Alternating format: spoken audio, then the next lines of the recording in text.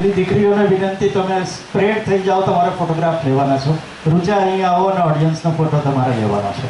પ્રશ્ન એ છે મિત્રો કે આપણામાંથી કેટલી વ્યક્તિઓ એવી છે કે જેને કોરોના થયો હતો? લાઇટ ઓન રાખજો પહેલાં, પ્લીઝ લાઇટ ઓન રાખજો, આખા જ કાર્યક્રમમાં રાખજો. અમારે આનો ફોટોગ્રાફ લેવો છે. દીકરીઓ તમે જઈને વધારે ક્લોઝલી ફોટોગ્રાફ સેન્ટરમાં જઈને પણ લઈ શકો. થોડીક ક્ષણોના માટે તમારા હાથ ઊંચા રાખજો કે આપણામાંથી કેટલી વ્યક્તિઓ એવી છે કે જેમને કોરોના થયો હતો.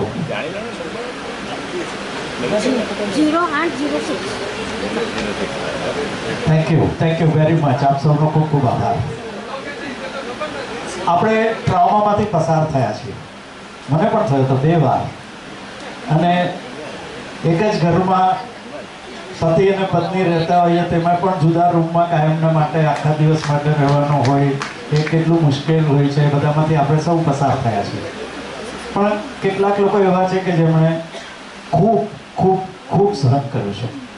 એક કેસ આપની સમક્ષ એને લગતો રજૂ કરીએ છીએ, જેનો કૃપયા એની સ્લાઇડ મૂકજો. એ આવો કોઈને સાથે ન બને એવી ફિલિંગ આપણને આવે તે પ્રકારની આ વાત છે. અનિલબેન એમના પ્રેઝન્ટેશન સુધી પહોંચી રહ્યા છે.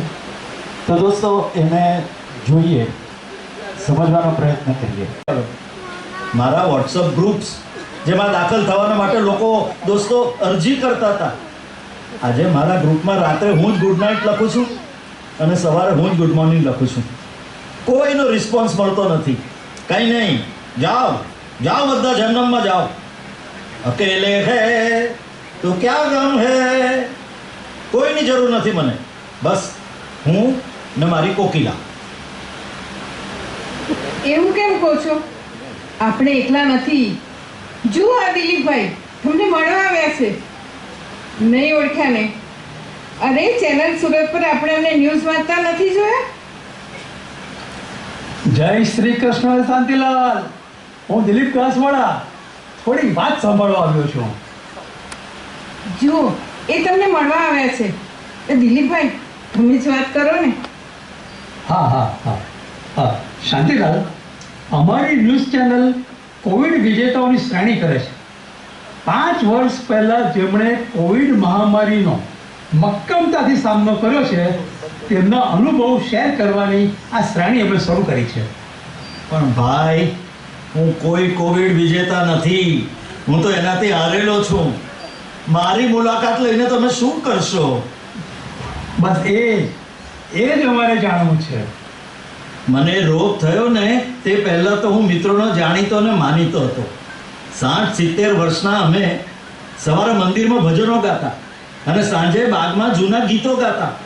પણ હવે આખા દિવસની અંદર એક પણ મેસેજ આવતો નથી. પ્લીઝ આ તમે જે પણ કંઈ વાત કરે છે ને, તે બધી વાત મારે રેકોર્ડ કરવી છે. હું તે સમાજ સામે રજૂ કરવા માંગુ છું. પ્લીઝ. પણ બધાએ કહ્યું કે તમે એકલા પડી ગયા છો, ગુસ્સો કરો છો, મિત્રોથી દૂર થઈ ગયા છો. પણ મને આ કોકિલાબેન એમ સમજાયું કે એવું કેમ થયું છે તમને. મારે આ બધી વાત તમારા મોઢે બોલાયેલું રેકોર્ડ કરીને સમાજને સંભળાવવું છે, બતાવવું છે. અને આના બદલામાં અમારી ચેનલ તમને સાપુતારા રિસોર્ટની 3 નાઇટ 4 ડેઝની ટ્રીટ ફ્રીમાં આપશે. પ્લીઝ ના નહીં પાડતા. હા કોકિલાબેન, તમે વાત કરો ને, તમારી વિતક બોલો. આપણે આ રેકોર્ડિંગ દીકરાને અમેરિકા મોકલીશું. હું ચા બનાવું. ના, ચા પછી. તું પણ અહીંયા બેસ અને મારી વાત સાંભળ. ભલે. દિલીપભાઈ. દોસ્તો નમસ્કાર. કોવિડ મહામારીના 5 વર્ષ આ શ્રેણીમાં આજે આપણે મળીશું શાંતિલાલ સાવલાની અને એમની સાથે આપણે વાતો કરીશું. 75 વર્ષના શાંતિલાલ અને એ જ ઉંમરના કોકિલાબેનના જીવનમાં કોરોનાએ જે ઉથલપાથલ મચાવી છે તે આપણે એમની પાસેથી સાંભળીશું. હા, તો શાંતિલાલજી, તમને કેવી રીતે ખબર પડી કે તમને કોવિડ થયો છે? અમારી મંડળી સવારે મંદિરમાં અને સાંજે બાગમાં ગાતા ગીતો ગાતા, ભજનો ગાતા, આનંદ હતો, બધા ખુશ હતા. અમે તો અમેરિકાથી તાજા જ અહીંયા આવ્યા હતા. દીકરો તેના પરિવાર સાથે અમેરિકામાં હતો. તે સાંજે મારી 70મી વર્ષગાંઠ નિમિત્તે મેં બાગમાં મિત્રોને પાર્ટી આપેલી, ગુલાબ જાંબુ ને સમોસા. એકાએક મ્યુનિસિપાલિટીના મિત્રોએ આવીને અમને સમજાવ્યા કે કોવિડના ટેસ્ટ કરાવી લો. મને ખાતરી હતી કે મને શું થાય, પણ હું એકલો જ કોરોના પોઝિટિવ નીકળ્યો. બસ ત્યારથી અમારી કમનસીબી શરૂ થઈ. એ બાગમાંથી હું સીધો જ હોસ્પિટલ ભેગો થઈ ગયો. ખરેખર તો હસતો ગાતો હું હોસ્પિટલમાં ગયો અને ત્યાં જઈને વધારે માંદો પડ્યો. શાંતિલાલ, તમારે કેટલો સમય ત્યાં રહેવું પડ્યું? 1.5 વર્ષ. હા, 1.5 વર્ષ. 1.5 વર્ષ? પૂરા 18 મહિના.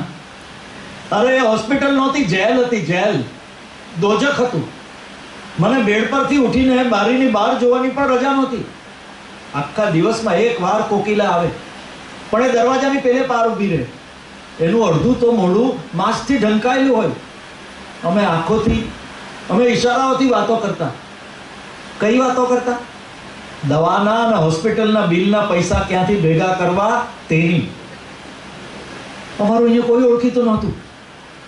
બાગના મિત્રોએ તો પીઠ ફેરવી લીધી. બધા જ ગરજ મતલબી.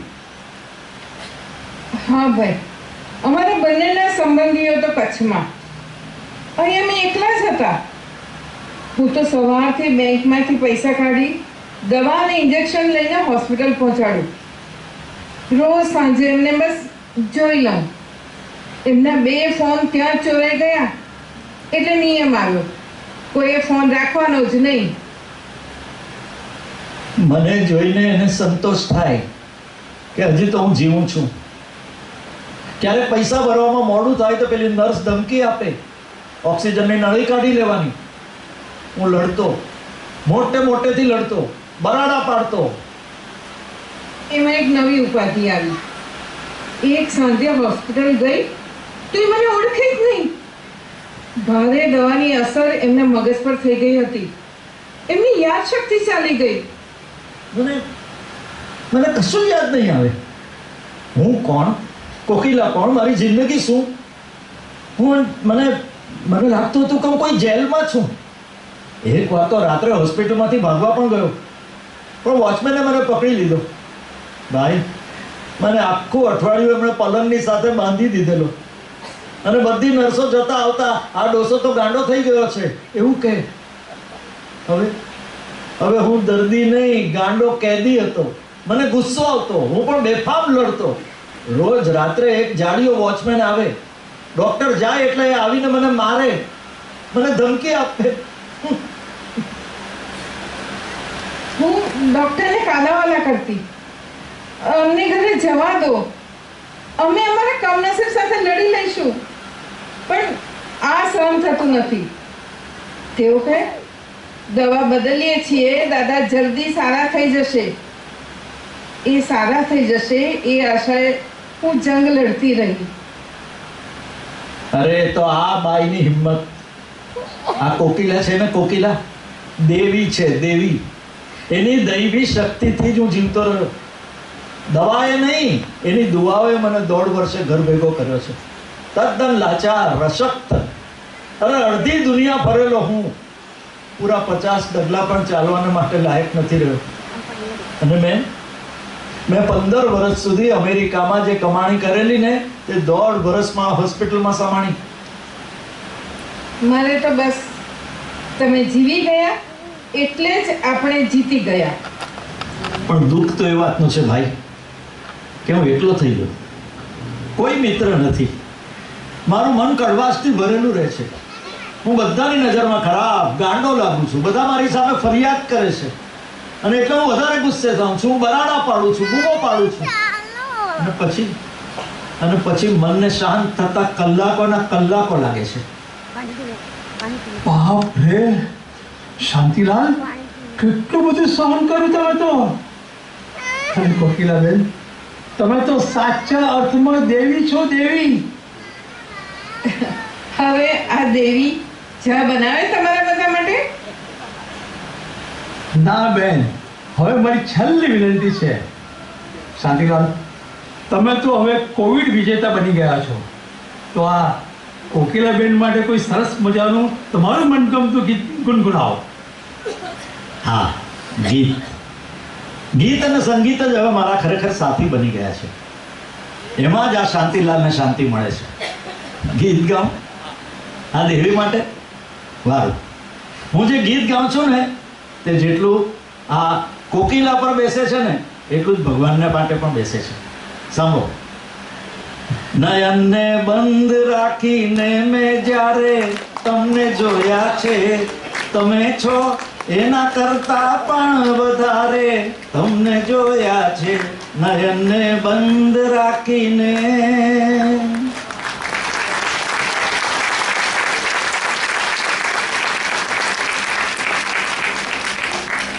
વિજેતા કેટલા બધા છે.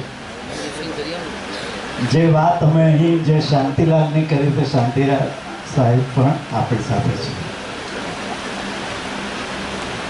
સાલા સર કૃપયા આગળ સાથે બન્યું છે. શાંતિલાલજીને જોઈને તમને એક મહાન વ્યક્તિત્વ પણ યાદ આવશે. અગર આપ સાહિત્યના પ્રેમી હશો તો આપને મકરંદ દવે સાહેબ એમાં દેખાશે.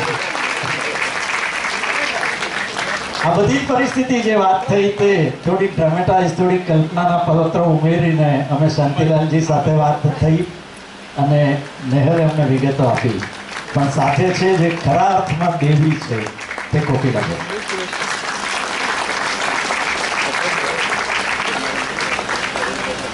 તેઓ કલાના માણસ છે, તેઓ સાહિત્યના માણસ છે. સાચા અર્થમાં તેઓ એક મિત્ર હતા મકરંદ દવે સાહેબના. વર્ષોના વર્ષો સુધી તેઓ સાથે રહ્યા છે અને કુંદનિકાબેનની સાથે એમના આશ્રમ પર રહ્યા છે. એ લોકો અમેરિકા ગયા છે, એમના ઘરે એમનો ઘરોબો છે. તેવું આ પરિવાર આપણી સાથે છે. મને બહુ જ આનંદ અને ગૌરવ એ વાતનો છે કે તેઓ પણ આપણા ફોરમના સભ્ય છે અને આપણા પરિવાર.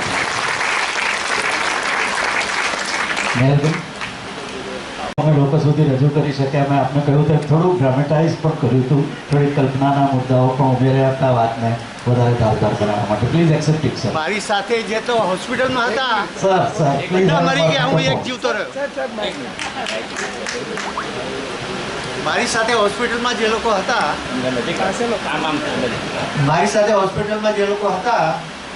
લગભગ બધા મરી ગયા, હું એક જ જીવતો રહ્યો. એ ભગવાનની કૃપાથી જીવતો રહ્યો, જગદંબાના આશીર્વાદથી. અને હાજી અમારે 35 વર્ષ અમેરિકાથી લઈને અહીંયા આવ્યા અમે, અને પછી આ ઘટના ઘટી. ઘરમાંથી બહાર નહોતો નીકળ્યો અને મને કોવિડ થઈ ગયો, હું પડી ગયો અને મને ફોટા પાડવા માટે લઈ ગયા અને ત્યાં કોઈનો કોવિડ મને લાગ્યો અને મને 4 હોસ્પિટલમાંથી એક પછી એક દાખલ કરવામાં આવ્યો અને છેલ્લી હોસ્પિટલમાંથી હું સાજો થયો. પણ આગળ બીજી હોસ્પિટલમાં જ્યારે હું હતો ત્યારે મને નર્સો બહુ મારતી, કારણ કે હું રાડો પાડતો. એટલું બધું મારે હજી મારા પગ ઉપર ચાંદા પડી ગયા. હું 6 ફૂટનો માણસ, પલંગનો બહુ નાનો, મને ડાયાબિટીસ, મારું શરીર છોલાઈ ગયું, પગ છોલાઈ ગયા બધા. અને મારી સાથે જેટલા લોકો હતા લગભગ બધા ગુજરી ગયા, હું એક જ જીવતો રહ્યો. એ ઈશ્વરની કૃપા. Thank you Shanti uncle. So મુદ્દો એ હતો કે તમારું ધ્યાન દોરીએ કે આપણે એવું માનીએ છીએ કે બીમારી, આવા ઘણા બધા ફિઝિકલ બીમારીઓ હોય છે, એમાં ઘણા લોકોને બીમારી પછી ડેલિરિયમ થતું હોય છે. ઘણીવાર બીમારીની અસર મગજ પર થતી હોય અને એના લીધે ટેમ્પરરી પણ માનસિક વ્યવહારમાં ફેરફાર આવી શકે. અને શાંતિભાઈને સાચે જ એ જે કહે છે ને કે હું બરાડા પાડતો, કારણ કે બધાને ખબર છે કોવિડમાં ઓક્સિજનનો બહુ મોટો પ્રોબ્લેમ થતો અને એમને મગજ સુધી ઓક્સિજન પૂરતા પ્રમાણમાં મળ્યું નથી. એટલે એના લીધે શું થયું છે કે એમને પોસ્ટ કોવિડ ઇફેક્ટમાં ઘણી બધી મેન્ટલ પ્રોબ્લેમ્સ રહી ગઈ છે. આજની તારીખમાં પણ એમને ન્યુરોટ્રાન્સમીટર્સ લેવા પડે છે એમની હેલ્થને જાળવી રાખવા માટે. તમે અત્યારે એમને જે વાળ અને કન્ડિશનમાં જુઓ છો ને, આ એમને વજન ગેઇન કર્યું છે ને, વાળ બધા આવી ગયા છે. અમે એમને એવી સ્થિતિમાં જોયા છે જ્યારે બિલકુલ વાળ નહોતા. એટલે બહુ જ ખરાબ દશામાંથી એ બહાર આવ્યા છે.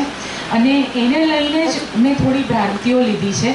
જો તમે કોઈક એવા વૃદ્ધ વ્યક્તિને મળો છો કે જેનો સ્વભાવ બહુ વિચિત્ર લાગે છે, બહુ જ આવી રીતે બરાડા પાડે છે, બૂમો પાડે છે, ખૂબ ગુસ્સે થાય છે, વારે વારે ચીડાઈ જાય છે, તો હોઈ શકે કે એને આ રીતની કોઈ શારીરિક બીમારીમાંથી પસાર થવું પડ્યું હોય, કોઈક સર્જરીમાંથી પસાર થવું પડ્યું હોય, જેની ઘણી બધી પોસ્ટ ટ્રોમેટિક ઇફેક્ટ રહી જાય છે.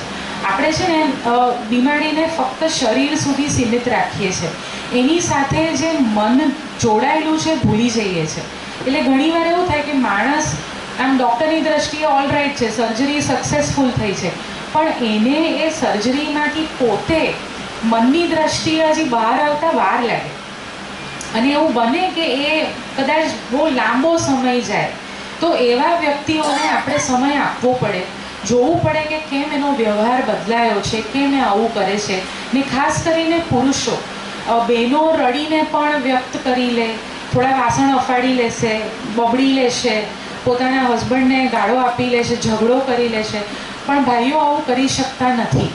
અને એટલે ઘણીવાર એવું થાય કે એમની લાગણીઓ ગુસ્સો એક મેથડ છે ઘણીવાર પોતાની લાગણીઓને વ્યક્ત કરવાનો. આમ અંદર ગુસ્સો ના હોય, બીજું કંઈક ચાલતું હોય, પણ એ વ્યક્ત નથી કરી શકતા ને એટલે ગુસ્સો કરતા હોય. ને તમે એવા પણ લોકોને જોયા હશે કે જે બહુ ગુસ્સો ટેમ્પરરી હોય, આમ થોડો ગુસ્સો કરે છે, બીજી ક્ષણ તમે મળશો તો એકદમ શાંત હોય. તો એવું બની શકે કે એની પાછળ કોઈક શારીરિક બીમારી કારણ હોઈ શકે. તો આપણે પહેલાં જાણવું કે એ વ્યક્તિનો સ્વભાવ આવો કેમ છે. જો તમે એમને પહેલેથી ઓળખો છો અને એમના સ્વભાવમાં આ રીતે કોઈ ફેરફાર જુઓ છો તો ડૉક્ટરની મદદ લો અને એને બતાવો કે કેમ એ આ અચાનક ચીડિયા થઈ ગયા, કે આટલો બધો ગુસ્સો કરે છે, કે આટલું અછડતું બોલે છે. એની પાછળ કોઈક શારીરિક બીમારી પણ હોઈ શકે, કોઈક મનની તકલીફ પણ હોઈ શકે. એટલે ઘાંટા પાડવા, ખરાબ સ્વભાવ, ગુસ્સાવાળો સ્વભાવ, આમાં આપણે લોકોને ખપાવી ન દેતા એની પાછળના તથ્યોને જાણવાનો પ્રયત્ન કરીએ તો કદાચ એની બીજી સાઈડ આપણને ખબર પડે. અને આવું કોવિડના ટાઈમમાં ઘણા બધા લોકોમાં જોવા મળ્યું છે કે એ લોકોની માનસિક શારીરિક સ્વાસ્થ્ય બગડ્યું છે. કોવિડ સારો થઈ ગયો છે, પણ સાથે ભેટમાં કદાચ કોઈક શારીરિક બીમારી આપી ગયું હોય, ક્યાં તો માનસિક બીમારી આપી ગયું હોય, જે હવે સાયન્સ પણ ધીરે ધીરે માને છે. એટલે જે લોકોને કોવિડ થયો હોય ને એમાં જો વ્યવહારિક કોઈક ફેરફાર હોય તો જરૂરથી તમે ડૉક્ટરની સલાહ લો અને એમાં આગળ કન્સલ્ટ કરો. પુરુષોમાં ઇમોશનલ પેઇન, ભાવાત્મક લાગણીઓનું દુઃખ નથી હોતું એવું નથી. અને એ લોકો આ ઇમોશનલ પેઇન ગુસ્સાના માધ્યમથી કે એગ્રેશન કે ઇરિટેશનના માધ્યમથી વધારે વ્યક્ત કરે છે. તો આ બધા માટે એક જાણવા જેવી બાબત છે કે એને આપણે ગુસ્સાવાળો માણસ નહીં સમજીને, ડરીને કે એને એકલો ન પાડીને એની બીજી એક સાઈડ જોઈએ અને એને સપોર્ટ કરીએ તો કદાચ આવા કેસીસમાં ઘણી બધી મદદ એ લોકોને મળી જાય અને જે એકલતાનો અનુભવ થાય છે એ કદાચ ઓછો થઈ જાય. આમાં સમજણની જરૂર છે. જો સમજી જશું તો એ વ્યક્તિને આપણે સંભાળી લઈશું. ત્રીજી કૃતિ જોઈએ.